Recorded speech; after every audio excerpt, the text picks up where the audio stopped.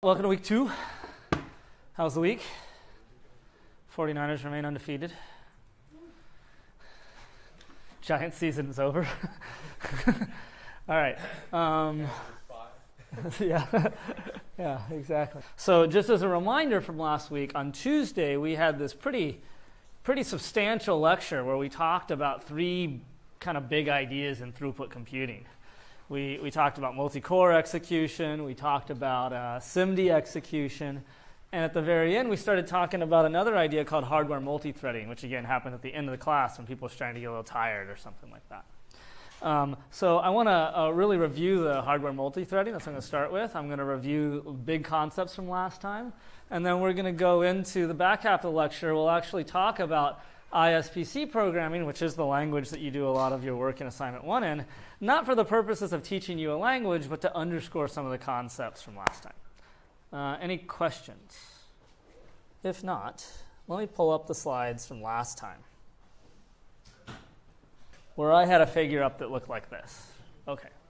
So that last 10 minutes of the lecture last time had one very simple idea in it, which was, if you are waiting on something to happen, you go do something else. That was the whole idea. The first part of the lecture was largely about adding more and more units to the processor. This last section was about making use of those units more efficiently. So I closed with a diagram that looked a little bit like this. I said we introduced a SIMD core, a processor that can execute, in this case, 1 instruction per clock, but every one of those instructions is doing 8 things at once, the same 8 things. So it's like adding 2 8-wide vectors or something like that, given my diagram. And we talked last time about what does it mean to execute instructions, and you all told me that when I run an instruction, the result of that is going to be reflected in the change in the value in some register, right? Or maybe a change in value in memory. So running a thread, running an instruction stream says I have my state over here, which is like the state of all variables, and then I have operations or instructions which change the results of those variables. Okay. So then we said, well, wait a minute here. If I'm trying to run operations and I can't do that next operation because I'm waiting on something. And what was the biggest example of what we might be waiting on in class, or last class? Yeah. We were waiting on memory to respond to a request, which could be hundreds or more of cycles. Now, generalize that thought to waiting on anything, right? It actually could be waiting on some previous operation to complete, like doing some complex math instruction. But we introduced this idea of waiting for a very, very long memory request. So the big idea is that instead of sit there and wait, go work on something else. So if this blue box is encapsulating the state of all my variables for a thread, what I did is I just added more blue boxes to the processor. I said, well, there's no reason why I'm not going to change any execution capability. This processor can still only do 1 SIMD instruction per clock. But I'm going to go ahead and allow it to manage state for 4 threads. So now when one thread can't make progress, when I can't do that next instruction, boom, the hardware just switches to the next instruction for the next thread. And whenever there's a stall like this, it doesn't waste any time. It just moves over and it does something else. Switch on stall, switch on stall, switch on stall, switch on stall. And at some point, maybe it gets back when this data is ready, it comes back to running this thread. So in my diagram, time is going down here, down the vertical axis. The threads 1, 2, 3, 4 are on the diagram. And I have these 8 little columns inside each thread to indicate that they're issuing SIMD vector instructions. Okay. So how many instructions does this core run per clock? 1. That instruction is an 8-wide vector instruction in this diagram. How many threads does it run at any one time? 1. What is the utilization of the processor? 100%. If I go to any point in time and I say, is something running, I will conclude that the answer is yes. Now, what's the cost of this idea? Which, by the way, was largely invented by Kunle. When was the first? I mean, I guess there was all the UW stuff with Intel, and then there was But they weren't really doing this, right? So this was Niagara, and what was your startup before Niagara? Niagara's EC. Oh, okay. Yeah. Okay. So now keep in mind that there's a cost. One cost is that I have to burn some more chip space to hold all these execution contexts. Another cost is that every one of my threads gets done with what it was supposed to do a little bit slower, because it's sharing this processor with the other threads. So I want you to keep that in mind. We are at 100% utilization. We cannot get all the work done any faster. But any one of those pieces of work, any one of those threads, will be sharing the processor with other threads, so the amount of time it takes to do one thing is actually going up. So if you had a very latency-driven application, you might want to do this. And this cost is, the cost of the storage, you can kind of think about it as like, there's a fixed amount of storage on chip that I can dedicate to these execution contexts. So, for example, I can take that fixed amount of storage and I can say, we're going to have a bunch of execution contexts. I can interleave a ton of threads, like 16 threads in this diagram. But every one of those threads is only going to have a pretty small register file, small amount of state. Or I can divvy it up in other ways and say, look, I want threads with a lot of registers, a lot of access to local state, but I want a little bit less ability to go do something else, and so on. So here's my new core. This is a core that in this class I'll use the term hardware multi-threaded.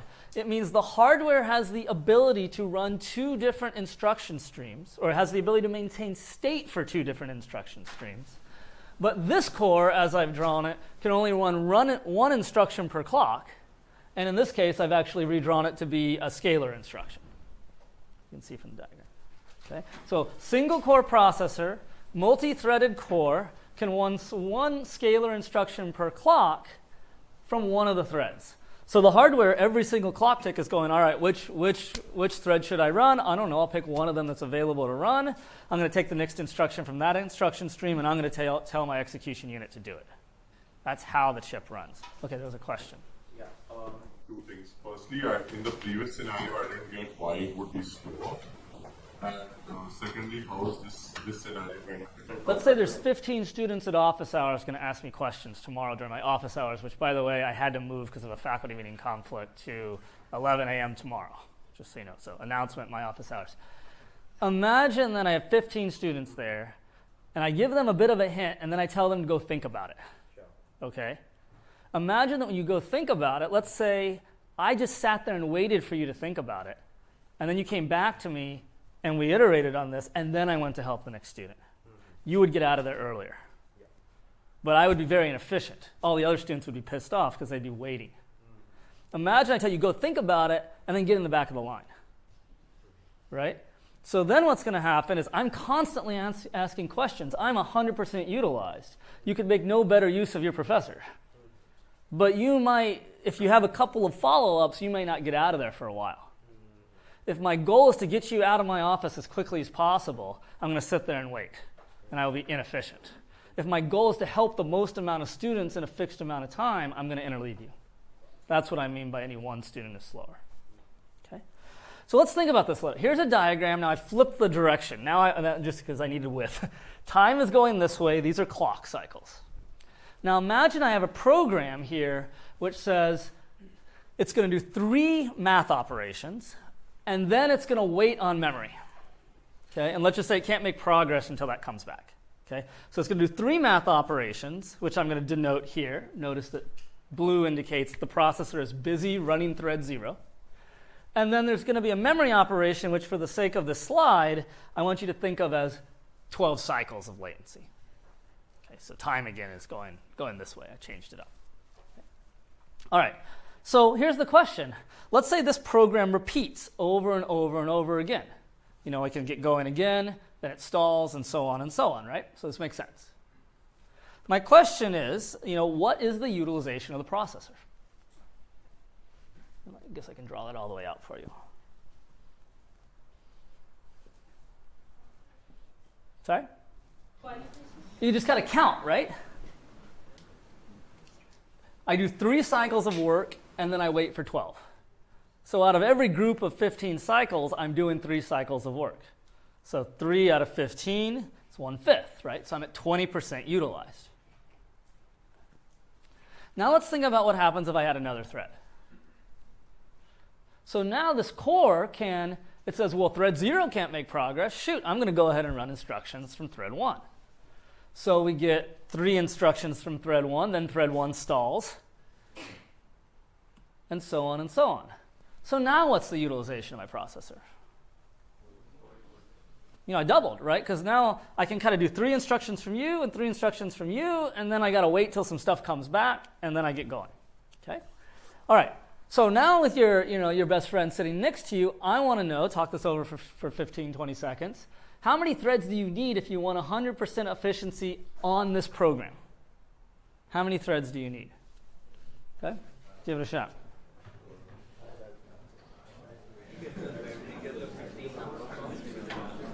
Look at the pattern. I'm doing 3 units of work every 15 cycles. 3 plus 12 stall. 3 plus 12 stall. Yeah. Mm-hmm. Mm-hmm.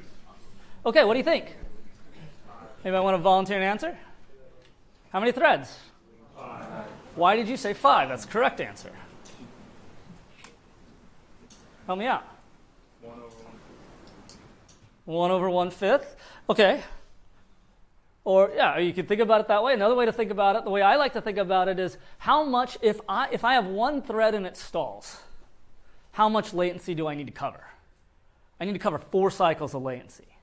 And in this program, every thread gives me 3 cycles of coverage. So I'm going to need 4 additional threads to cover that gap. Right? So I'm going to need the one I just stalled on plus 4 additional threads to be runnable to get to 5 threads required for 100% utilization. Okay, so here's a question. Now imagine that I move to a processor that can interleave 8 threads at once with the same program. How much faster do I run? Talk it over. All right, what do you think? And really, I was a little cavalier in saying how much faster do I run. I probably should have been more specific. I should say, what is the utilization of my processor? Or what is the rate at which I finish things or get stuff done? Am I doing any better than before? Yeah. 100%. I mean, I was already running at 100%. And now I'm going to have, let's say, a bunch more threads. In this case, I guess 8 threads. I have like 7 other threads to cover the latency of this stall.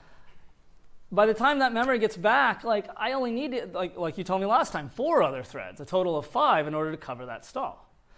So what, would you build, if this was the only program you ever had to run, would you build an 8-way threaded processor? Probably pretty inefficient because you'd end up burning more chip space to store these execution contexts, and every single thread would have higher overall completion latency because it's sharing this one resource with more and more threads. Okay. Now let me change this a second. So now I change the program, not the computer. I change the program so there's 6 arithmetic instructions followed by that memory access. Now go tell me, again, take your 30 seconds, tell me how many threads you need to run at full tilt, full utilization. And by the way, first convince yourself I'm currently running at 33% utilization. Right? Mm-hmm.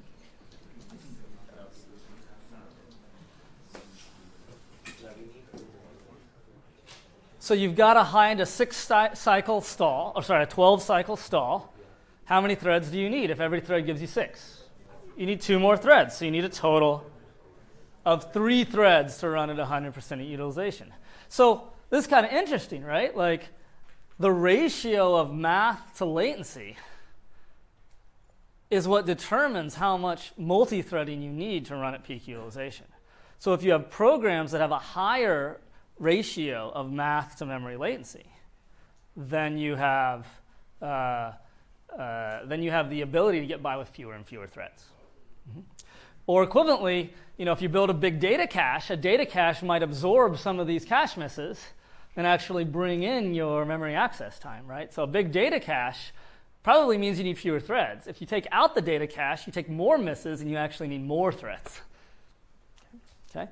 So takeaway number one from the sequence is we haven't added anything to the processor in terms of what it can execute at any one time. We have given it no more peak throughput. However, we've given it a new mechanism to be able to utilize those resources more efficiently. Okay? And we talked about how this is about hiding the effects of memory latency. Keep in mind that we haven't reduced memory latency at all. It was always 12 cycles. We were just hiding its effects. We were just not stalling when we were waiting for that. Yes, sir? This is kind of related to we're confused with that, but if we wanted to compute like the theoretical max benefit of additional hardware threads, then we could imagine a case where there's a lot of cache misses and you're waiting around a lot, and then perhaps it cleanly divides the workload. Yep. But you might be in a setting where that's not the case, as we just highlighted. Yep. So if we wanted to think of like a theoretical max, would we think about just scaling it, or do we have to? Well, the theoretical max would be 100% utilization. And then if you wanted to know the speed up due to hardware multi-threading, you'd have to know the speed of only running one thread at a time. Okay, so the two numbers are, what do I measure when I do one thread at a time? And then given what I know about what the processor, if I just look it up in a book, what this processor can do per clock, or estimate it, multi-threading might be able to get me close to that high water mark. Okay. I'm going to take your question, and then we're going to iterate on that just a little bit more. Yes? Only take one cycle to go from one thread to another? Yeah. Let's just, for the sake of this class, let's just assume that. You should just think about it if you're familiar with underlying processor details. All it's doing is switching the current PC to another PC. Okay, so there were three ideas from last time: multi-core, SIMD, and multi-threading. And then the first class actually had superscalar. But let's think about it. So here was a fake chip. It has 16 cores. Every core is is four-way threaded right now. So if I have a program that creates 64 threads, those threads will just get distributed to those 64 execution contexts. Every single one of these cores independently, every clock is picking one of those instructions from one of those four threads to go run. And those instructions, in this case, can be 8-wide vector. So if I need 64 threads, each one can be doing 8 pieces of data at once. If, let's say, we were processing an array, like computing the sign of all the numbers, I would need 512 independent things to do, an array of at least 512, to run this thing at peak rate with maximal latency hiding ability. That's what I want to make sense to you. Like if you look at this, you might say, oh, this is a 16-core processor, and I'm telling you it has a peak throughput of 16 times 8, 128 execution units, or 128 pieces of data can be processed in parallel. But in order to hide latency, you better give it 512 things. Okay? This is all this put together. Now, you asked me a question about x86. Let me take one of those cores and give you a coarse approximation to what's in a myth machine. Okay? A myth machine is a two-way multi-threaded machine. It's also a traditional Intel core, which means it can run in a superscalar fashion multiple instructions per clock inside a core. So what this thing is going to do is it's going to look at its two threads. Now my core here could only run one instruction per clock. So it had to pick a thread and then run the instruction. But imagine you had a core, again, just talking about one of these things, that could run multiple instructions per clock, which is what we used to call like a superscalar processor.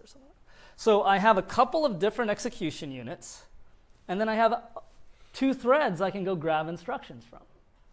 So if I had to like cartoon out myth, it might look something like this. It's got two threads. Intel likes to call these hyperthreads that it can draw from. And it has at least 3 8-wide vector ALUs and a bunch of scalar, I+1 stuff that it can do. So in every clock, this chip is going, I can utilize up to 3 vector operations per clock from these ALUs, from those two threads. So in some sense, it can find a mul add, it can find another mul add, it can find another mul add.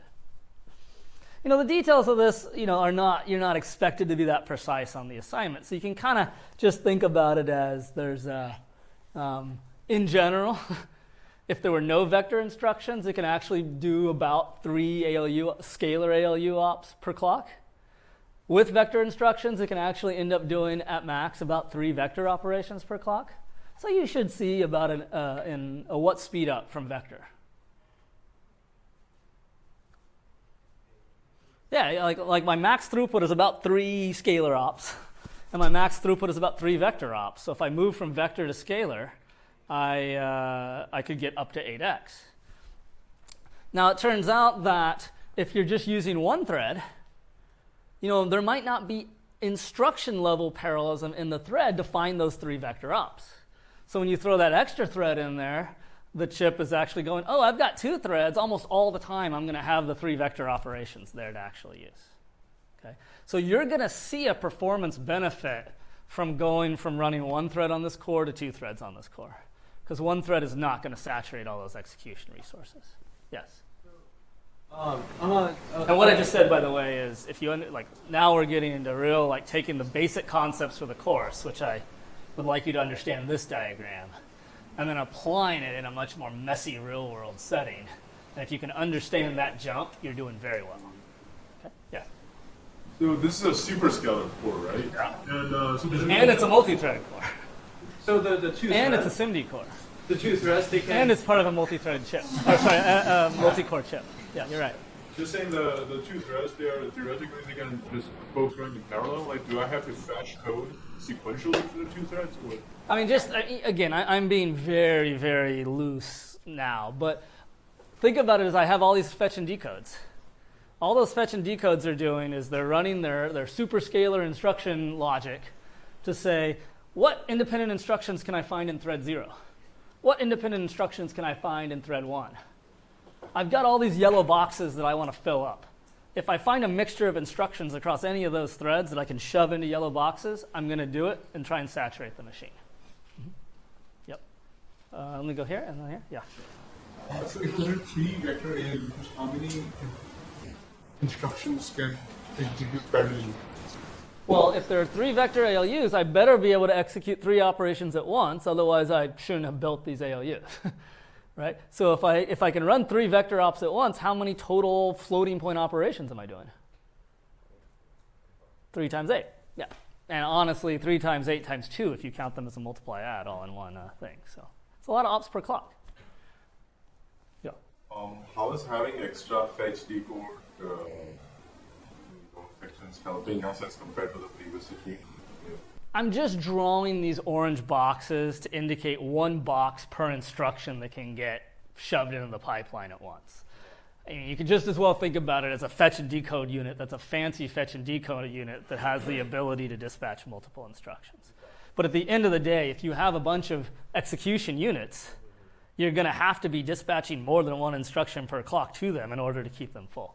Yeah, okay. So in that core, can we run 2 threads at the same time? Yeah. Yeah. So now, like everything here composes. It's a multi-threaded chip. It's a SIMD chip. It's a superscalar chip. And the implementation of superscalar tends to mean finding instructions within the same thread. You should think about it this way if you're an Intel architect, and correct me if I'm wrong. They were sitting around with all of the yellow boxes in 1 thread. And they were having trouble because of the diagram that I showed you in the class of finding enough work in that 1 thread in order to fill up all of their execution units. So they just said, oh, let's just think about the 2nd thread as a source of independent instructions and feed that right into my global scheduler. Because now I can assume instructions from 2 threads are obviously independent because they're in different threads. Yes, ma'am, go back. Simultaneous. Correct. So it's also, it's also a form of simultaneous multi-threading, which you have 2 forms of simultaneous multi-threading. You have different threads on different cores, and then you have the simultaneous multi-threading inside a single core with the different threads. Yeah. To clarify, can the 2 threads run on the same 8-point vector ALU? An execution unit does one thing at a time. So you could use it in this clock, and I could use it in a different clock. But the idea that we're going to give 2 instructions to one unit and expect to do 2 things in one clock is not feasible. It's not what the hardware does. Yes. So the instruction selection box is basically finding 7 instructions across 2 threads that it can run parallelly, correct? Yeah. You would need 7 Now, don't quote me as that's exactly how Kaby Lake works. Like I tried to read the reference manuals as best as I could, but maybe it's 6, maybe it's 8, maybe it's And But you get just that would need 7 fetch decode boxes, right? Yeah, that's well. We should move on. This came from me reading the Intel instruction manual, and some of these instructions are longer latency. So you can get by with lower fetch capability by saying, I'm going to give this instruction unit instruction. I know I don't have to fill it up for a while if it's not fully pipelined. So we're now getting into microarchitectural details that I actually could not even recite off the top of my head. So it's not true necessarily that you need as many orange boxes as you have yellow boxes to keep the thing in. But let's take this one offline. Okay, 2 more and then we should keep moving. Yes, sir. I'm kind of confused why we can fetch more instructions than we have execution points and states. Because any one thread can have independent instructions inside of it. There's nothing preventing a single instruction stream from having 2 independent multiplies on 2 different sets of registers. That's the idea of superscalar. Independent instructions inside a thread that the chip finds for you automatically. Okay. So suppose if like a thread has a lot of inline parallelization with instructions, theoretically does it mean that this one thread has I don't know what the rules of this specific processor are, but my conceptual answer to your question is yes. If there was sufficient ILP in one thread to fill up the machine, you don't need 2, right? And in fact, in the early days of hyperthreading, when that was actually the case, the threads actually started interfering, like one would kick each other's data out of the cache. And so you had the ability to turn off the second thread, and it would help on certain applications. So threads can interfere. They're not always a positive thing. Okay, let's get going, and I hope that the next sequence will answer even more questions. First of all, this was my fake chip. This is like what one of the cores in a modern Intel processor might look like. Instead of 16 cores, remember that like an NVIDIA GPU has a whole bunch of these things. We're not going to talk about it today, but if I had to diagram the inside of maybe like one core of one of these 144 cores of an NVIDIA GPU, it might look a little bit like this. And the way you can think about it is as 32 wide vector, 4 32 wide vectors per clock, drawing instructions from up to 64 threads per core. The numbers are the concepts are the same, the numbers are larger. We'll get more into that when we talk about NVIDIA programming.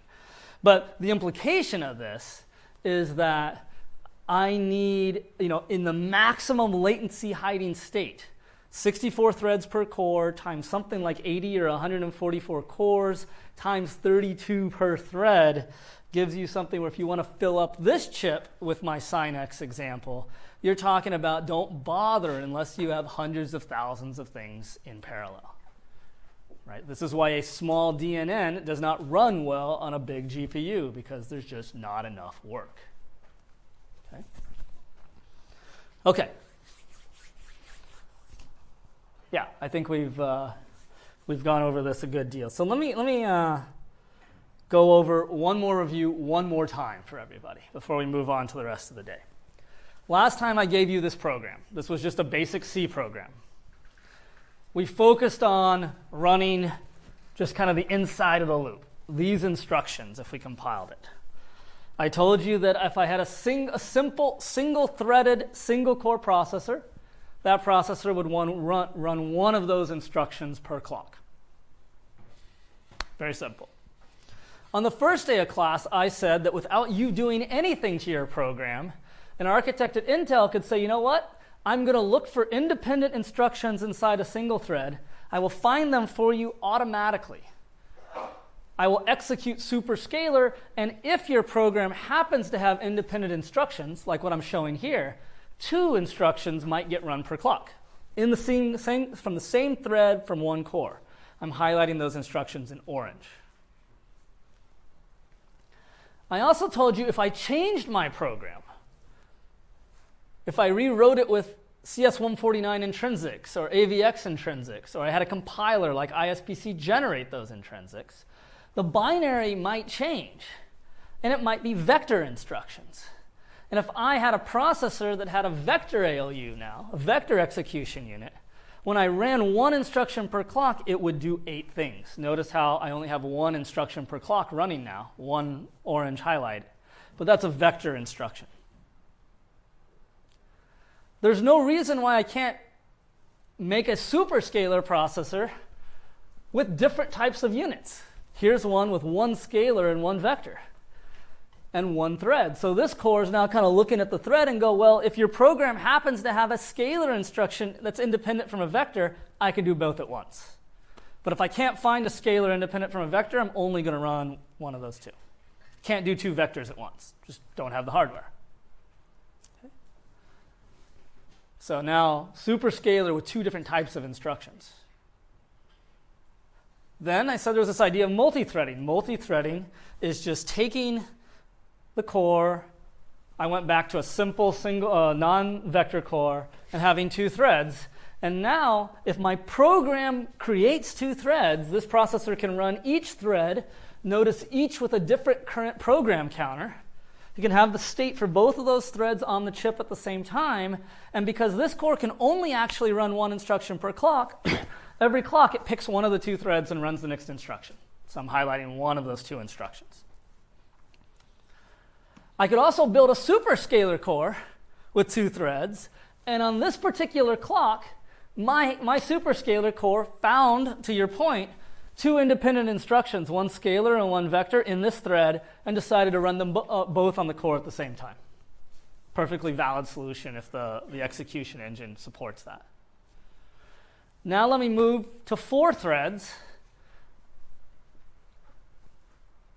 And now the chip decided to pick one vector and one scalar from 2 of those 4 threads and run them on the processor at once. Totally within my rules. Right? It's just trying to find work. And of course, everything I have here, you can just replicate in your head across cores. So now I have 2 completely different cores. Each is 4-way multi-threaded. Each can actually do a mixture of 2 instructions per clock. So my program better create 8 threads to fill this thing up. And amongst those 8 threads, 4 of them are mapped to these execution contexts. So the core picks this vector and that scalar to go do stuff. Threads 4 through 7 are mapped to this core, and so this core happened to find a vector and a multiply here and fills itself up. Yep. And so in that program, you could have 4 threads running at the same time. Let me clarify. There are 8 threads that are concurrently live on the processor, and at any one time, if it's possible for 2 of these 4 to be selected for actual making progress, and 2 of those 4. But it would not be possible for these 4 all at once to be chosen at the same time, right? Because in other words, like, you should think about this side of the diagram or that side of the diagram, but never both. And here I've decided now replace this core with something more like this, and you've got something a little bit more like a modern Intel chip. And if you make 4 of those, that's what you have on Myth-ish. Any more questions? Yeah. So quick thing about the fetch decode units, you roughly need the same number of fetch decode units as the number of ALUs. It's a reasonable, a good rule of thumb, yeah, unless you start doing complicated stuff, but we're not going to talk about that. Now, let me just give you one little detail that we'll talk about offline if folks are interested. You know how I said, like, if you look closely at my programs, if it's a vector operation, it's here in the instruction stream, like the compiler emitted vectors? That's actually kind of how it works on Intel CPUs and maybe even Intel GPUs, but NVIDIA and AMD GPUs work a little bit differently. It's the same ideas, but I just want to seed this in your mind.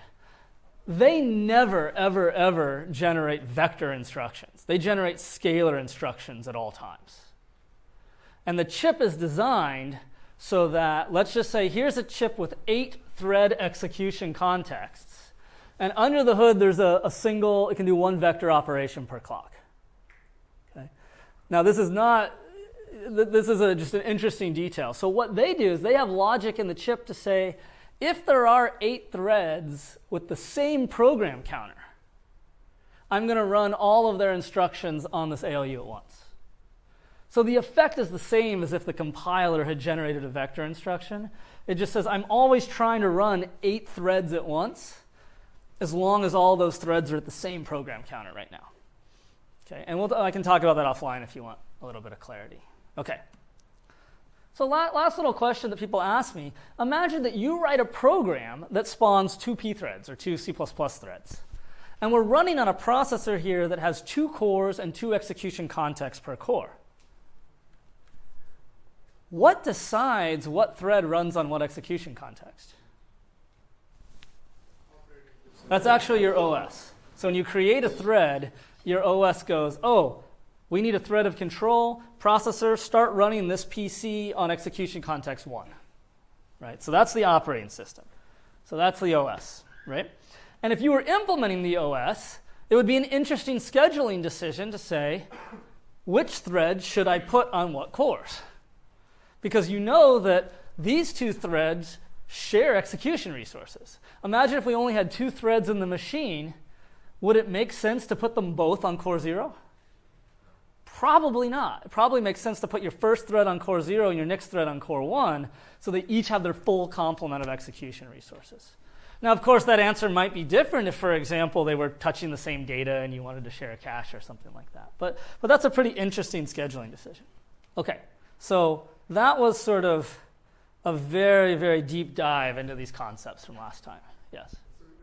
Yeah, related to this last point about scheduling, but so if we have multiple execution contexts, it seems like there's also a decision where, multiple ALUs, there's a decision where we could either run multiple hardware threads in parallel or run the superscalar.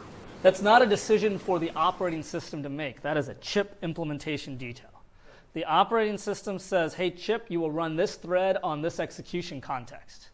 The chip, every single clock, is now making a decision for, given the execution context it has, what instructions to select.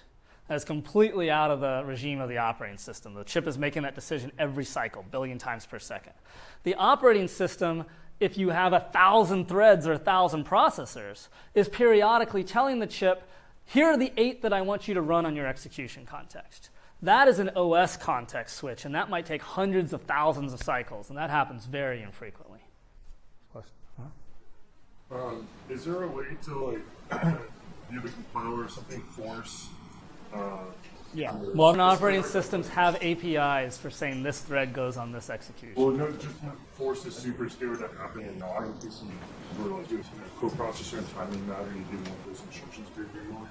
I mean, to my knowledge, that's not something that you get to mess with too much. I mean, you certainly can say, I'm only going to give you, I'm going to turn off hyperthreading or something like that. That is capable, but actually mucking with the low-level details of the instruction scheduler, to my knowledge, I don't know how much control you get over that. Maybe at the BIOS level, but not at a standard OS systems API level. Okay, here's a question for you, given what you know now. I'm going to take your favorite NumPy program, allocate a big array A, allocate a big array B. PyTorch program, if all you care.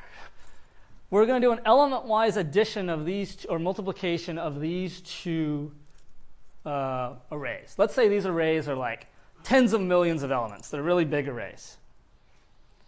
Is this a good application to run on the types of computers that I've told you about? Yes or no? Talk it over. Why don't you think about it? And then we're going to do a vote.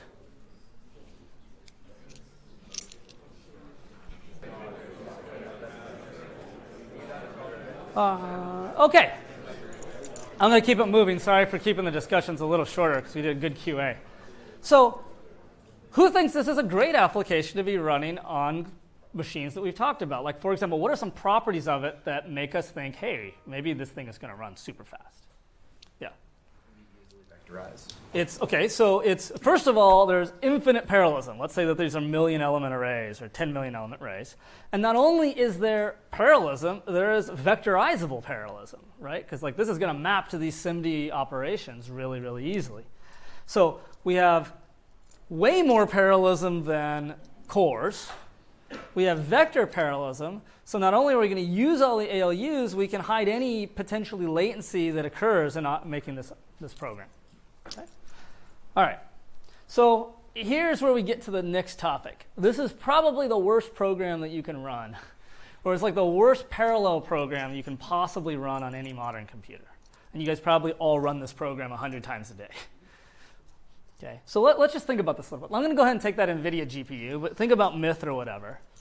I have, in a V100, I have 80 of these like sort of SM blocks, and every block in it has 64 FP32 ALUs. So I'm going to multiply those two numbers. I have 5,000 multipliers in the chip. And at first you're like, that's okay. I have like millions of things to do. Like, no problem. And this thing runs at about 1.6 gigahertz. So if you just do the math, that's a lot of data you're going to need. Okay? And this gets to something we haven't talked about yet in class, which is we've talked about latency, but we haven't talked about bandwidth. Okay? All right. How many people lived up in San Francisco? How many people live down here now? How many people have lived up in San Francisco and said, I'm going to live down here now? How many people said, I wish I lived up in San Francisco? Very unopinionated people in this classroom. All right. So I've got a lot of friends that are a little tired of the fog in San Francisco. So that's them on 101 driving down south back to Palo Alto, because like it looks like this up there during the summer, and it looks like this down here. And I like wearing T-shirts. So let's say that everybody wants to get back to the South Bay. So we got 101. And we got, let's just say that the distance between Stanford and San Francisco, to keep our math easy, is about 50 kilometers. It's not, but, math's easy. And let's say we all drive on 101 at 100 kilometers per hour. So, simple question, how long does it take to get to Stanford? It takes half an hour. That's the latency of when you leave San Francisco and you get to Stanford, half an hour. So the latency of driving from San Francisco to Stanford, 1/2 hour. Now, let's just say there's a simple rule right now, because we like to be safe, stay out of the way of these AVs, and we're going to say there's only one car can be on the highway at once. Very safe. How many cars per hour get to Stanford? 2 cars per hour, right? Because like one car drives to Stanford, that's 30 minutes, and then 30 minutes later another car comes in, so we get 2 cars per hour. So the latency of driving a car is a half hour, but the rate, the throughput, is 2 cars per hour. Okay. So one way, let's say I didn't change the rules at all of how many cars can be on the road. How do I increase the throughput? Can't change the road, can't change the rules on how many cars per... Sorry? Add lanes? Yeah, I can't change the road yet. Drive faster. We can drive faster, right? So let's say we drive 2 times faster. Right, so my throughput goes to what? 4. My latency goes to 15 minutes, right? Because I'm driving faster, right? So approach 1 is drive faster. Now let's say you can start...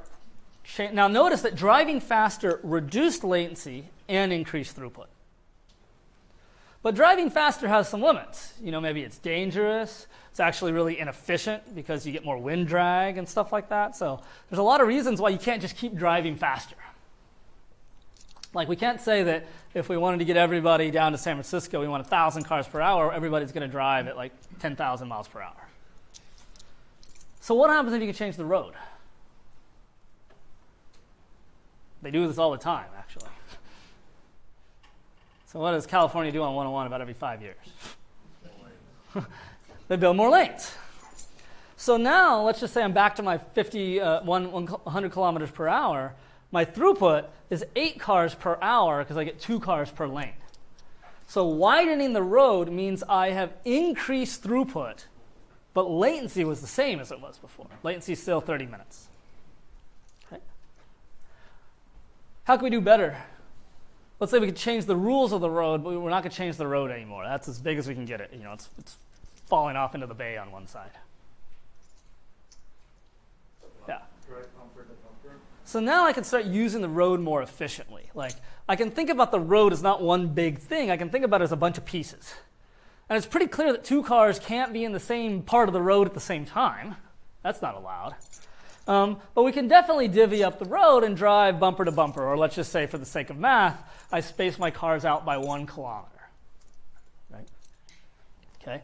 So cars are spaced out by 1 kilometer, which actually means 1 car is arriving at Stanford every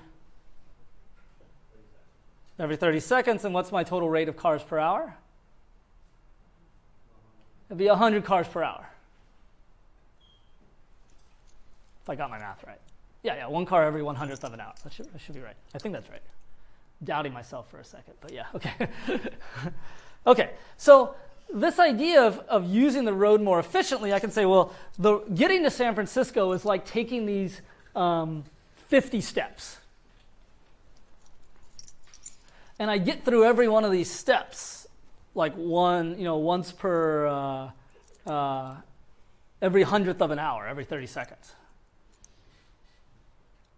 No, it's every 120. I totally messed that math up. Yeah, every 36 seconds.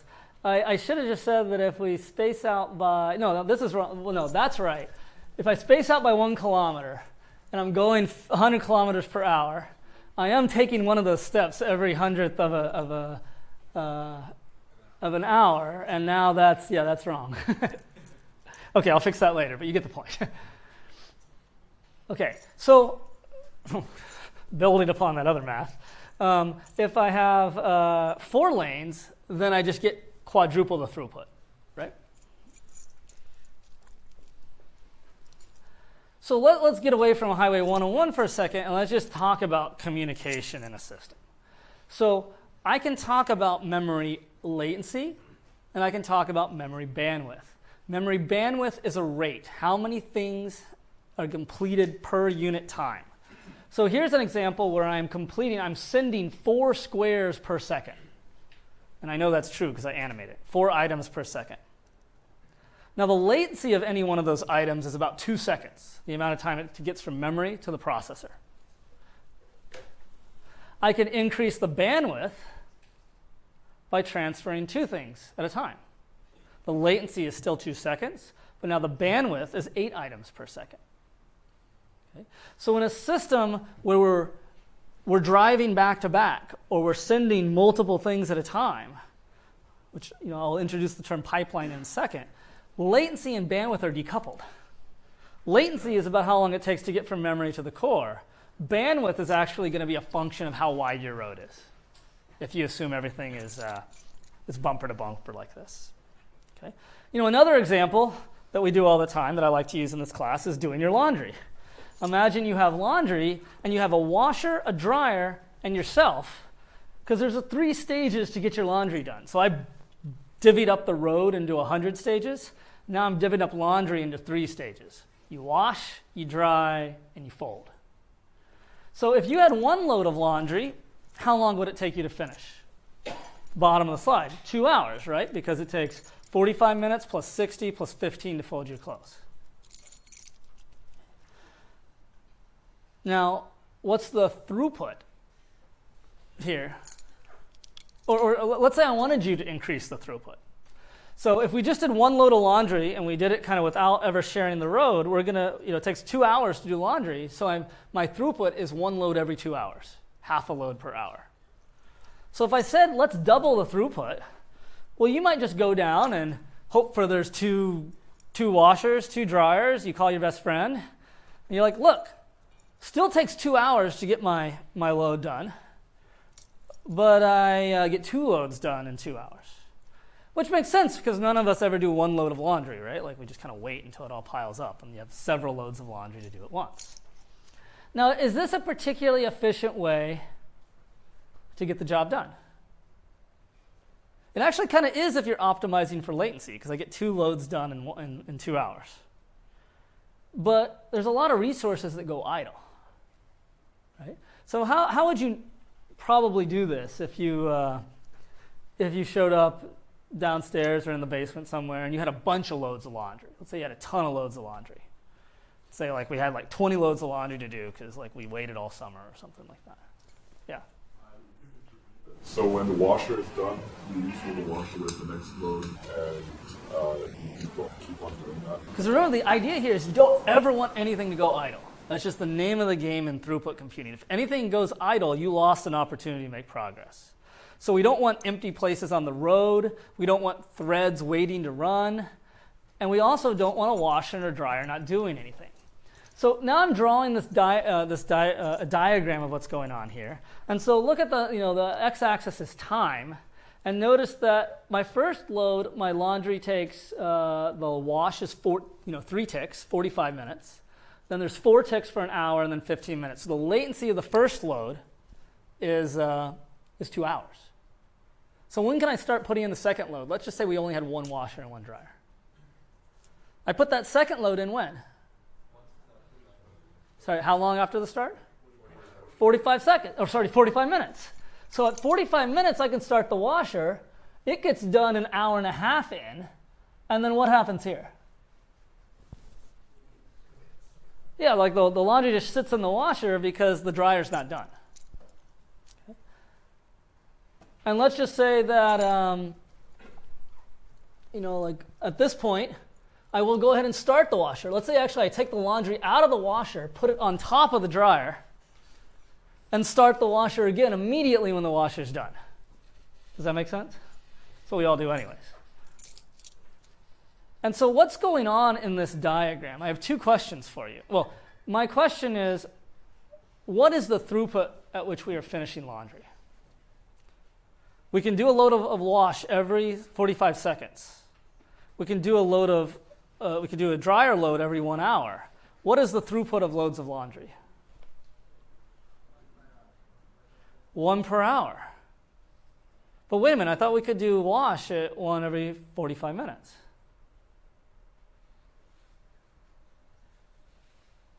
What's going on? Yeah. I'm limited by the slowest link in the chain, in the pipeline, right? So if the dryer can only get done with 1 load per hour, that's my throughput.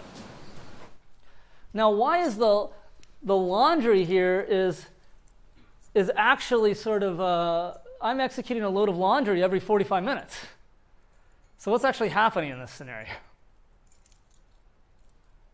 Where's all this wet laundry going?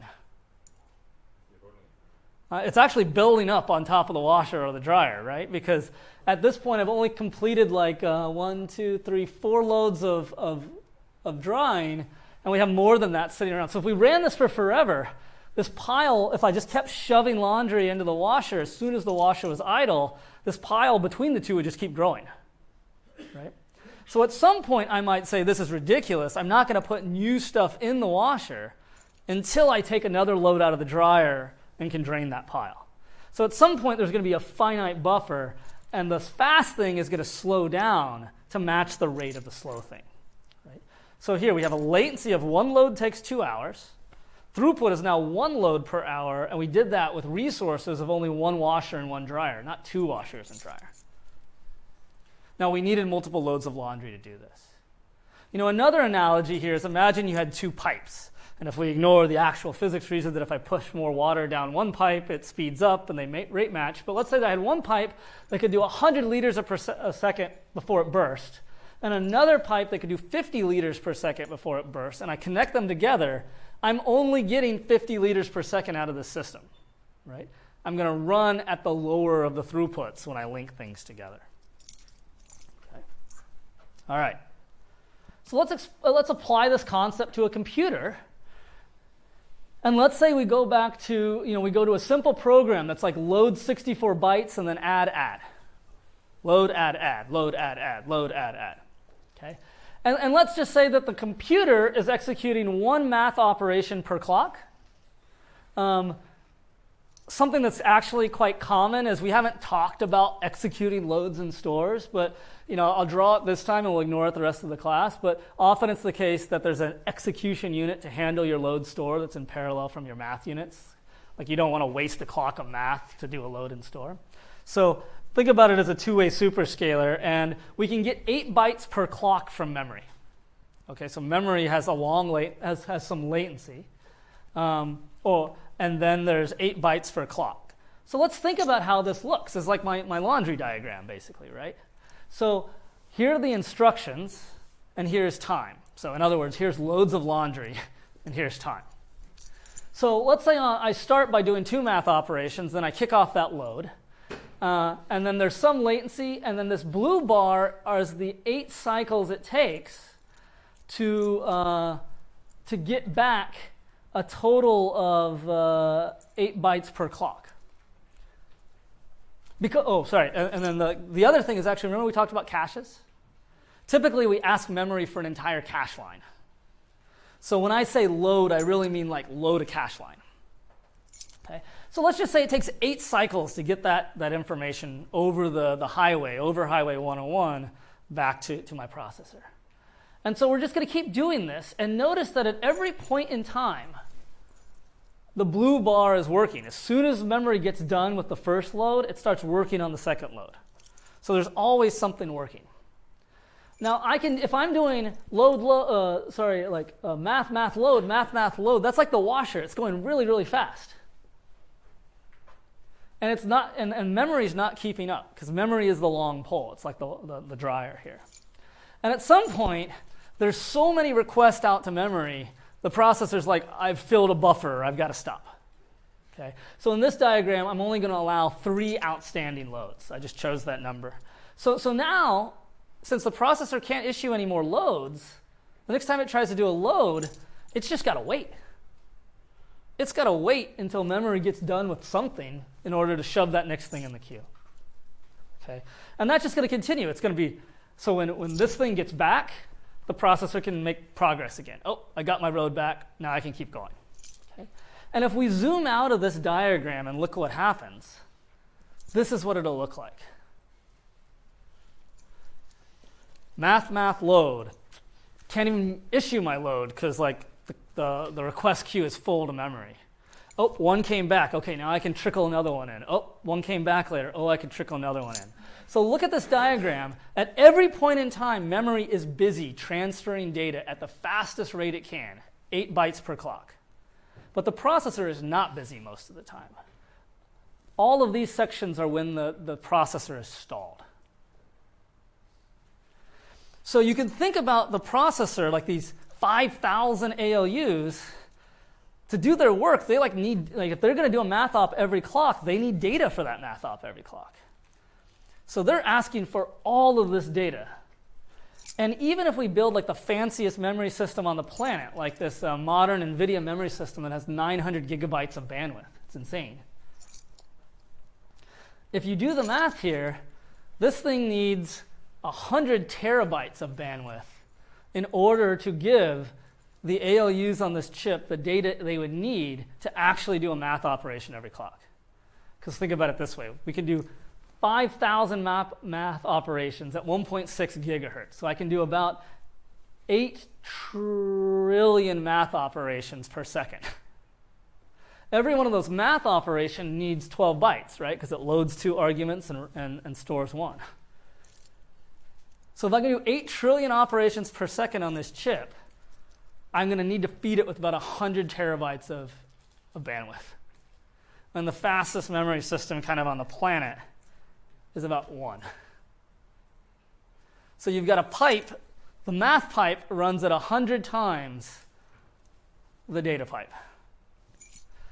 So if you just think through this pipe analogy, it means if you run this code on a modern GPU, and it's very similar if you run it on a modern CPU, just kind of scaled down in numbers, this thing's going to run at approximately 1% efficiency. Standard NumPy add array to add array. And if that's the only thing you're doing, there's nothing you can do about that. Convince yourself that a cache won't help. Caches only help if you reuse data. I'm accessing all the data once. I'm loading it perfectly through cache lines. So every time I load a cache line, I read all the data. There's nothing you can do. The only thing you can do is change your program so that it doesn't do 12 bytes of memory traffic for every math op it does. Yep. Could you kind of set the prefetching kind of to where like the other 3 is kind of... This is a really important question. You said, couldn't we set the prefetching? Imagine if I had a magical memory system that had 0 latency, but transferred data at 8 bytes per clock. Perfect prefetcher. Doesn't matter. Convince yourself that's true. This is not a memory latency problem. This is I'm trying to extract water from a pipe at 100 terabytes per second in order to feed my hungry ALUs. And the best pipe in the world can give me 1 terabyte per second of bandwidth. That's the problem that we have. Okay? There's nothing you can do other than change your program. Or wait till a new memory system comes out. So in almost every program you write on these modern processors, the name of the game is manipulate this ratio of how many math operations you do for every memory access you read. Every program you write will be bottlenecked by memory regardless of parallelism unless you do this. Okay. One quick aside, a lot of students say, how can I do a floating point operation per clock?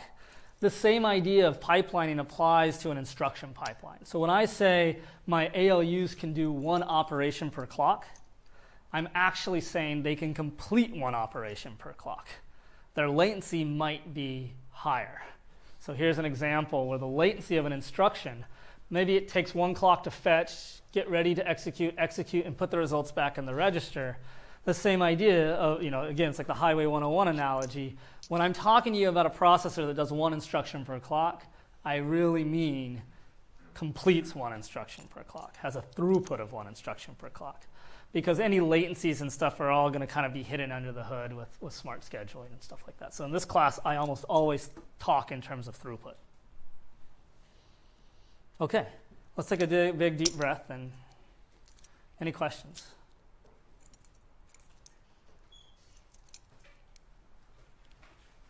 Yeah. What's the difference between throughput and bandwidth? I'm getting a bit confused. Bandwidth is a measure of throughput. So usually when I say bandwidth, I mean bytes per clock. I could have throughput in office hours of students per clock. Right? It's just a measure of something per unit time. Yes? How fast is right now the memory speed increasing in recent years? Like, how's it going to go? In general, the rate of processing increases faster than the rate of data movement. For reasons that moving data is expensive. Like moving anything is expensive. So usually about every decade or so, there's some big technology bump that changes the equation. But it typically is like one big catch-up of bandwidth, and then compute races away, and then at some point things get dire, and there's another big catch-up in bandwidth. Yeah.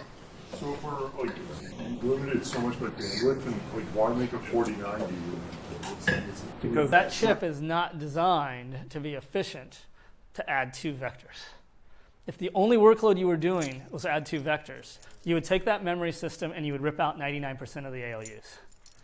Luckily, things like computer graphics and machine learning do not have this ratio of 1 math operation to 12 bytes read.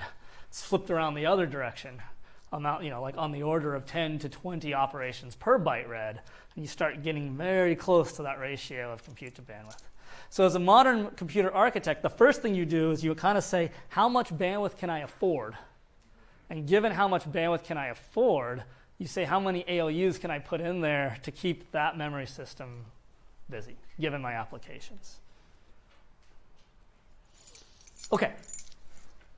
Yeah, we're running a little behind, but that's okay. I think Thursday's lecture is a little shorter, so we'll be fine.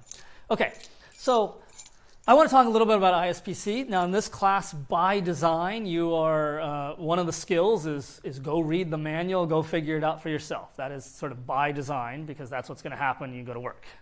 But I do want to say a little bit about ISPC to help out a little bit.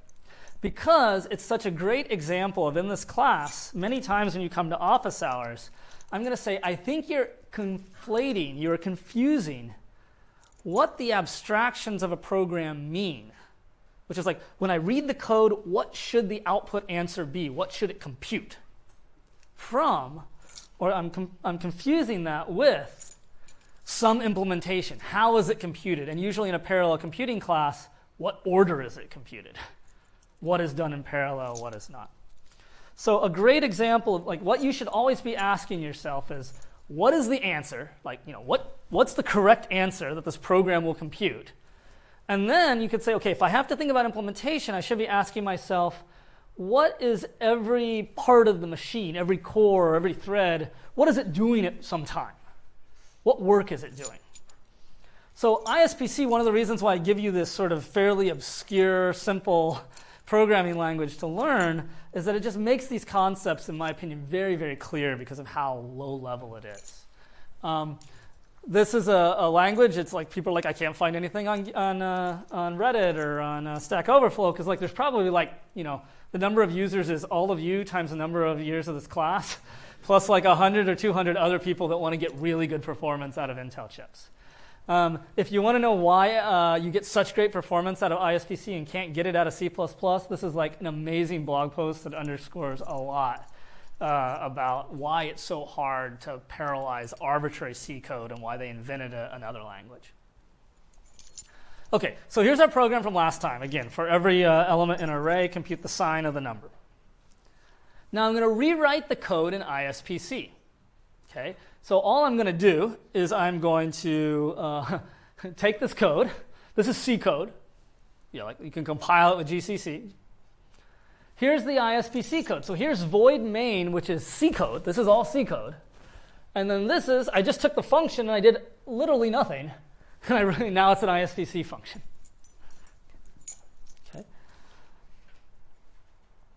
Okay. Sorry. I haven't rewritten an ISPC yet. I just factored it out. Excuse me. Sorry. Okay. So if this is normal C code, excuse me, I got one slide. If we're running main, there's one thread of control. One thread is running main. And then when you call the C function sign x, that thread of control just jumps to sign x, executes the logic sequentially. When it gets to the return, it returns control on that main thread here and continues on. So it's just, it's kind of how we think about programming, naturally in one thread of control. Now I'm going to rewrite the right-hand side of the slide in ISPC. Okay? So not much is going to change. It's just really going to change only in the outer for loop. Okay? So I've highlighted a bunch of stuff. I'd like you to ignore the uniform keyword for now. I don't want to get into that. Just assume it's a regular int. But look what happens here. So now I have a program that has access to two new variables. One is called program count, and the other is program index. Program index, so what you should think of, semantics, again, now the meaning, you should say, when my main thread in C gets to this ISPC function, when it invokes the ISPC function, my thread of control doesn't start executing that function. ISPC spawns a gang of what they call program instances. And they're very clear not to use the word thread here because you kind of have a notion of what a thread actually is implemented as in a real C program. And here they're just saying, look, there are an entire gang of program instances, and the number of instances you have is given by program count.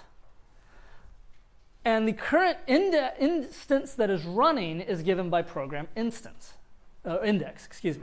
So in this case, every single instance of the ISPC program has its own copy of all of the local variables, like float, numerator, index.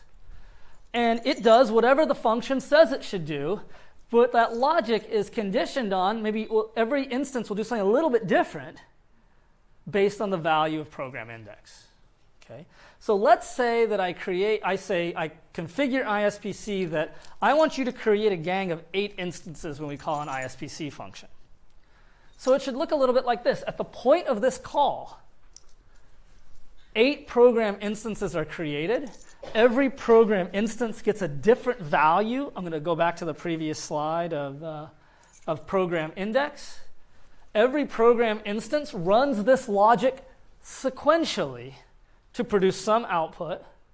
And then when all program instances are done, control returns to your regular C caller. Okay, so program count, the number of simultaneously executing instances. Program index, which one am I? Okay. So this programming model is you'll see this term SPMD. It stands for single program, multiple data. And the idea is that I've written a single program, a single ISPC function, but its logic does different stuff, works on different data, for example, based on whatever the value of program index is, which can be 0, 1, 2, 3, 4, 5, 6, or 7 if my gang size is 8. This is a point in which I want you to ask any questions about the meaning of this program. And by meaning of this program, I say, what does each program instance compute? Actually, here's something I want you to do, is talk amongst yourself, tell your partner, I have 8 program instances. I have an array of size n. What program instance is responsible for computing every element of the array? This gets the right answer. When this ISPC program, when this function returns, when all instances are done, for every input element in the array x, there is a value correctly stored into result sub I that is the sign of x sub I. The program is correct. Question is, what program instance does what? Okay, I'll let you talk about that for a second. Yeah, and if you have a clarification. What is program count? Program count is the total number of instances. In this case, it takes on the value 8. Program index is like my thread ID. Yep.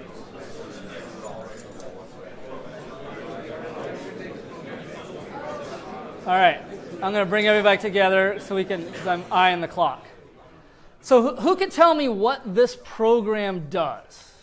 Cooperatively, I create a bunch of program instances. But who does what? Yeah.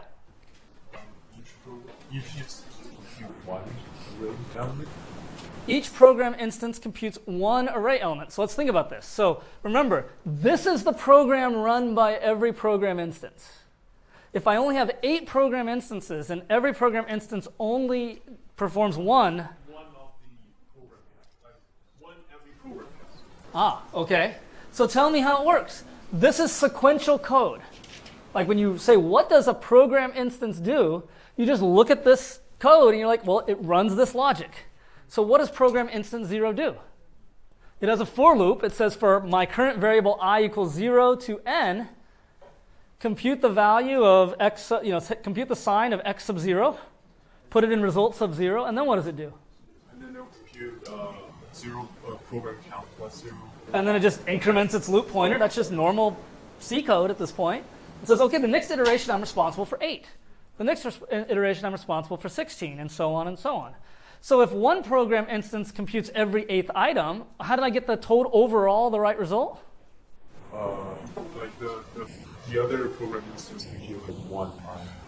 Yeah, so remember, this is happening in 8 different copies with different values of program index. And as a result, I am interleaving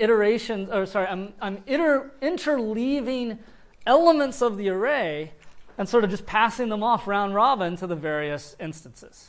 That's just what I wrote. I did that myself. That's how I designed the program. I want to know if everybody can visualize that. Now, question. Yeah, so this is interleaved. So in other ways, this is like one way to think about it. Instance 0 does these things, instance 1 does those things, and so on and so on. And cooperatively together, we get the job done. Make sense? Okay. Haven't said anything about implementation. Would it be valid, at least to some approximation, if the implementation of this call was call ISPC sign X on a thread for instance 0? When it finishes, now let's just call that function again and set the value of program index to 1. Completely sequential. Does it compute the right answer?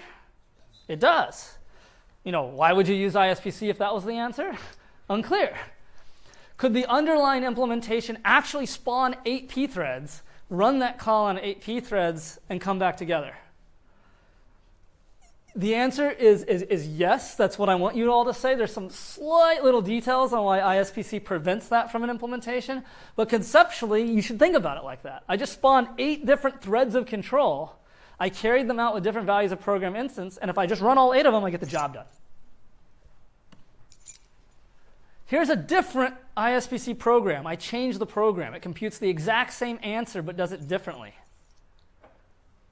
Now what does every instance do? I'll have you look at it offline, but if you look carefully, every program instance now does a contiguous chunk of the array. I changed the program, still computes the same output, but there's a different assignment. So this is kind of blocked. So this version of the program looks more like this. Okay. Now I'm not going to tell you which one's better. I'm going to skip this. And I'm going to tell you really quickly what for each means. So for each is an interesting concept. So the two programs I just gave you, I said, here's a version where I do all the work, interleaving. I wrote the program so that every program instance takes an interleaved next iteration. I gave you a different program that says every program instance takes kind of a block of them. I don't want to think about that stuff. I just want to tell ISPC, here's a loop. It has iterations for 0 to n. Don't care. I'll tell you that they're independent. ISPC, you just go ahead and assign the iterations to program instances however you want. And I don't care. That's what I've said here. So all I've done here is to say, I'm not going to manually assign anything to anything. I'm just going to say there's a loop. That loop is going to get carried out by all the program instances. Some iteration is going to get done by some program instance. I don't care. Let the system figure it out. Let the system decide for me. Choose a good answer. And what I'd like you to walk away with is convince yourself that all 4 of these gray boxes are correct and valid implementations of that pink box. So in other words, I want you to be able to convince yourself, what does the pink box mean? And convince yourself that if I was a compiler and changed the pink box to any of these gray boxes, it would be a valid implementation. Okay? And I'll stop there.